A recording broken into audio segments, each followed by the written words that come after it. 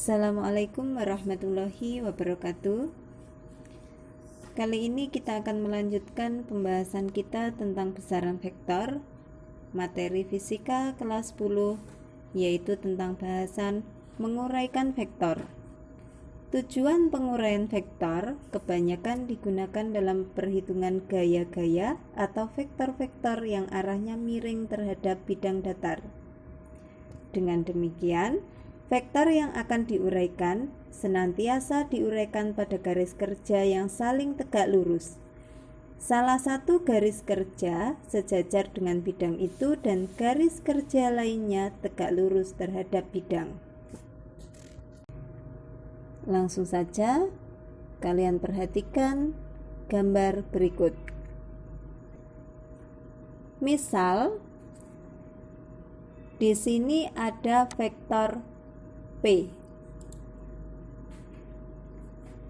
Vektor P arahnya miring ke sini seperti tampak pada gambar.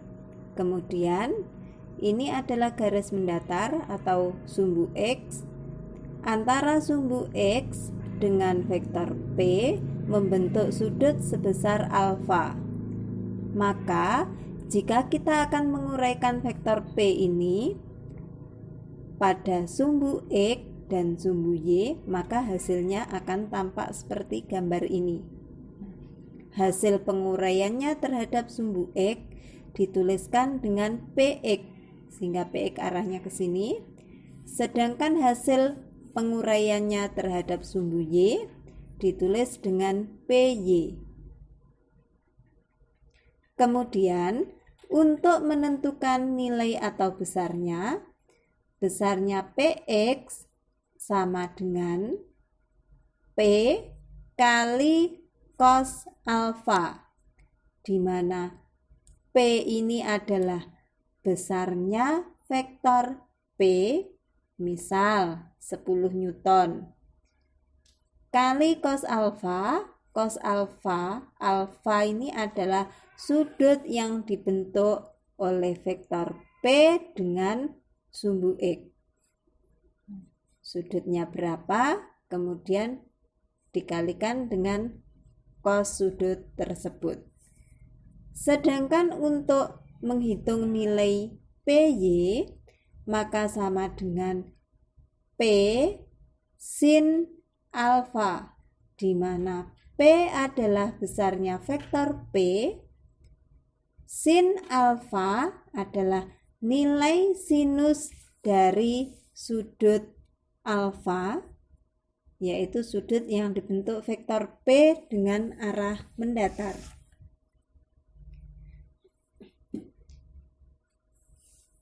Kemudian,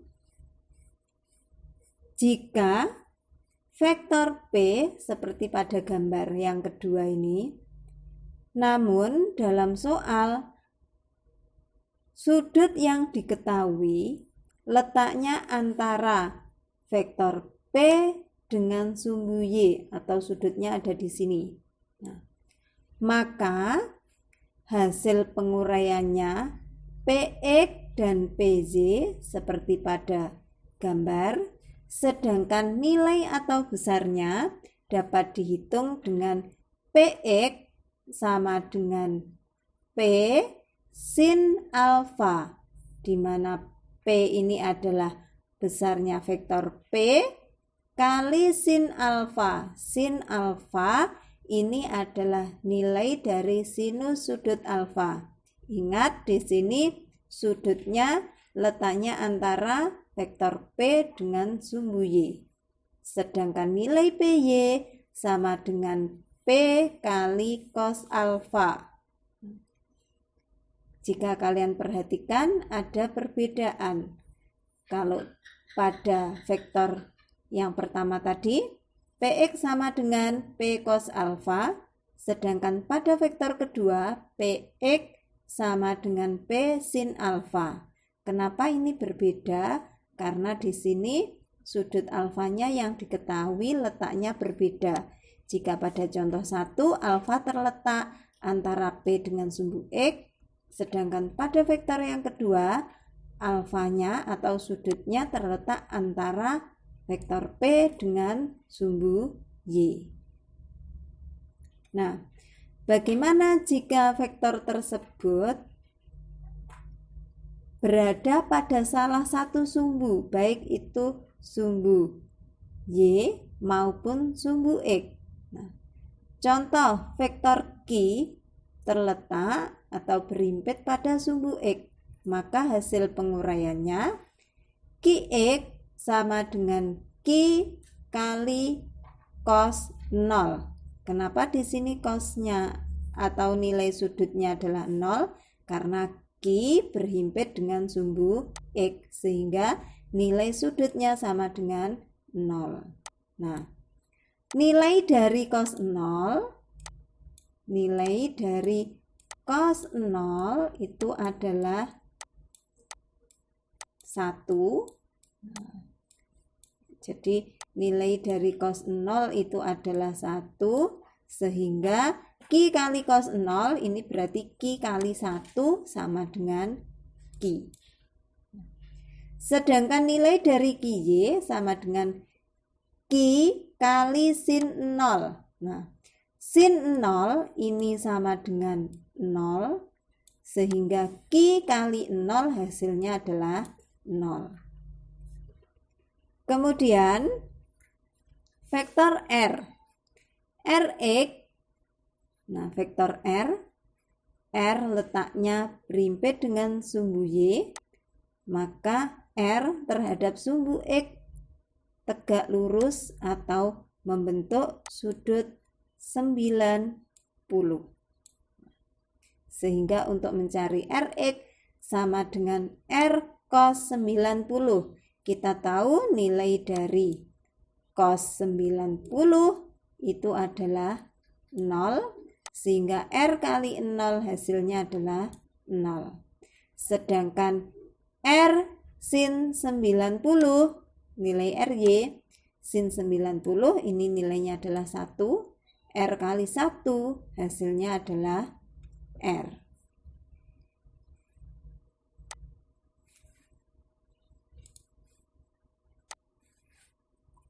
Nah, kemudian bagaimana cara menerapkannya pada contoh soal? Untuk menerapkan pada contoh soal, kita bisa melihat pada contoh soal berikut. Nah,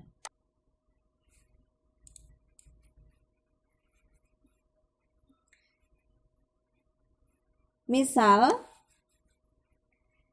di sini ada 3 vektor seperti tampak pada gambar. Nah,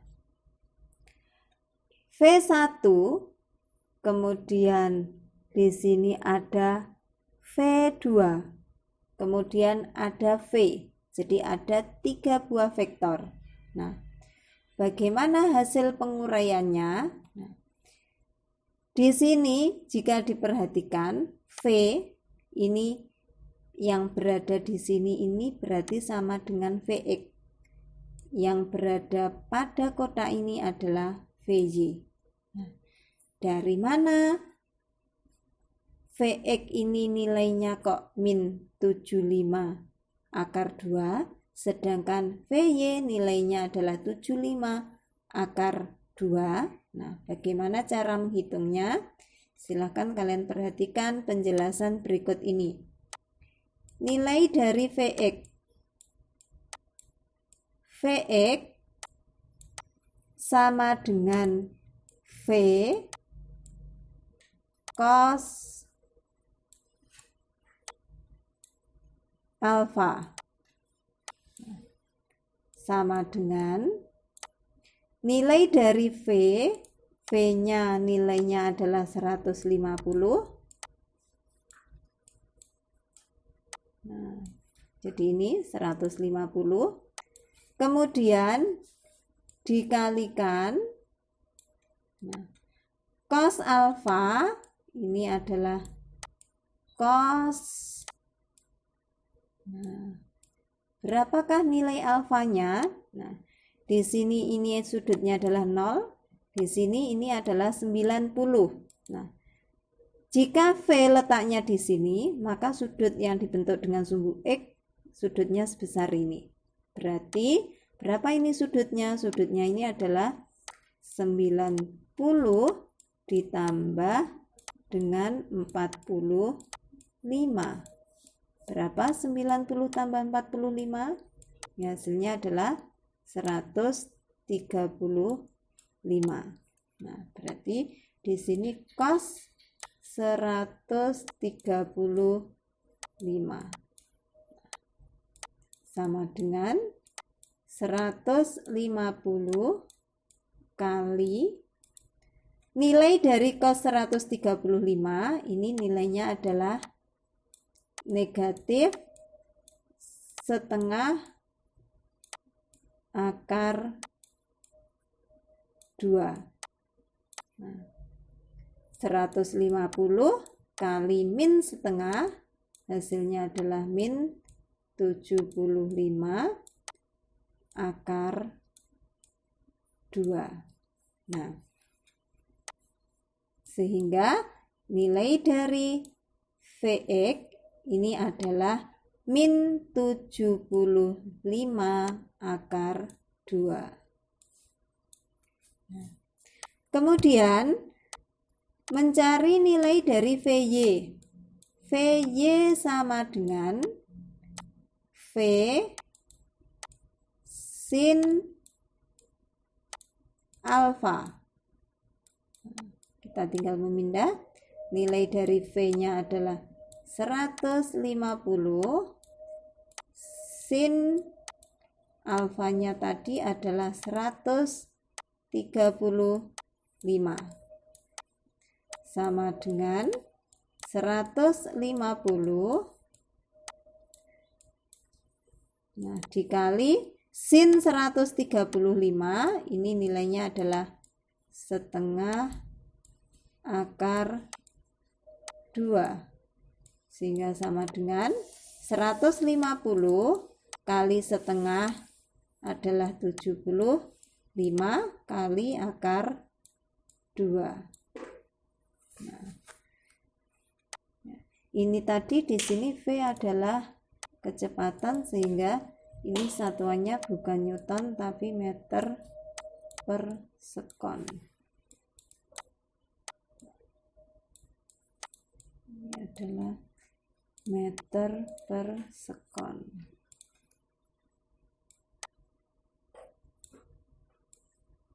Nah, jadi nilai dari Vj adalah 75 akar 2. Nah, dengan cara yang sama kalian bisa menemukan nilai dari V1x ini dan V1y. Jadi bagaimana uraiannya V1x dan V1z mendapatkan nilai 50 akar 2, kemudian V1y-nya mendapatkan nilai 0. Ini dengan cara seperti ini tadi. Nah, dengan cara mengganti nilai V1 dan sudut-sudutnya, kalian bisa menemukan nilai 50 akar 2 ini dari mana, 0 ini dari mana, 0 yang ini dari mana, kemudian min 50 akar 2 dari mana. Nah, sekedar catatan saja, V1 ini nilai alfanya sama dengan 0, jadi sudutnya adalah 0. Sedangkan V2 ini nilai alfanya sama dengan, nah jadi sudutnya dari sini ke sini, dari sini ke sini, ini berarti 270. Nah, kemudian untuk catatan, nilai dari sin 0, maaf saya ulangi penulisannya, nilai dari sin 0 itu sama dengan 0 cos 0 ini sama dengan 1, kemudian sin 270 ini sama dengan min 1, dan cos 270 ini sama dengan 0. Nah, kalian bisa memasukkan dalam rumus, kemudian kalian akan bisa menemukan hasilnya ini tadi. Nah, kemudian di sini ada sigma. Sigma ini artinya adalah jumlah. Jumlahnya dari mana? Mendapatkan hasil min 25 akar 2. Ini dapatnya ini dari hasil penjumlahan ini. Min 75 akar 2 ditambah 50 akar 2 ditambah 0. Hasilnya adalah min 25 akar 2. Sedangkan sigma Y atau totalnya VY ya, asalnya 25 akar 2 ini dari 75 akar 2 ditambah 0 ditambah negatif 50 akar 2, hasilnya adalah 25 akar 2. Nah, dengan cara hasil penjumlahan penguraian vektor, kita juga bisa menentukan besarnya resultan 3 vektor ini tadi. Nah, untuk menentukan besarnya resultan ketiga vektor ini tadi, dari hasil penguraian pada sumbu X dan sumbu Y, kita pakai rumus R sama dengan sigma X kuadrat ditambah sigma Y kuadrat. Nah, sigma X ini adalah jumlahnya X totalnya tadi, nilainya adalah min 25 akar 2. Jadi ini dari sini. Kemudian sigma Y, totalnya Y, ini tadi dari sini, 25 akar 2. Jika sudah, ini kita kuadratkan. 25 akar 2 kuadrat. 25 akar 2 kuadrat. Nah, saya membantu perhitungannya jika masih ada yang bingung. 25 akar 2 kuadrat. Ini maknanya 25 akar 2 kali 25 akar 2. Nah, 25 kali 25 hasilnya adalah 625 kali akar 2 kali akar 2 berarti sama dengan akar 4. Maka sama dengan 625 kali akar 4. Coba berapa akar 4? Akar 4 adalah 2. Sehingga hasil akhirnya 625 kali 2 berarti sama dengan 1250. Jadi ini asalnya 1250. Ini tadi asalnya dari perhitungan ini. Nah, 1250 ditambah 1250 hasilnya adalah 2500. Kemudian kita tarik akar. Akar dari 2500 ini adalah 50. Jadi kalau kita kembalikan 50 kali 50 hasilnya adalah 2500. Nah, demikian tadi cara menguraikan vektor pada sumbu X dan pada sumbu Y, kemudian cara penghitungan dengan metode analisis untuk mencari resultannya, terutama ini digunakan untuk mencari resultan dari beberapa vektor. Jadi vektornya tidak hanya 2, tapi ada beberapa vektor. Misalnya ada 3 vektor, kita bisa menggunakan cara penguraian vektor ini untuk menentukan resultannya. Sampai jumpa lagi di video selanjutnya, semoga bermanfaat. Wassalamualaikum warahmatullahi wabarakatuh.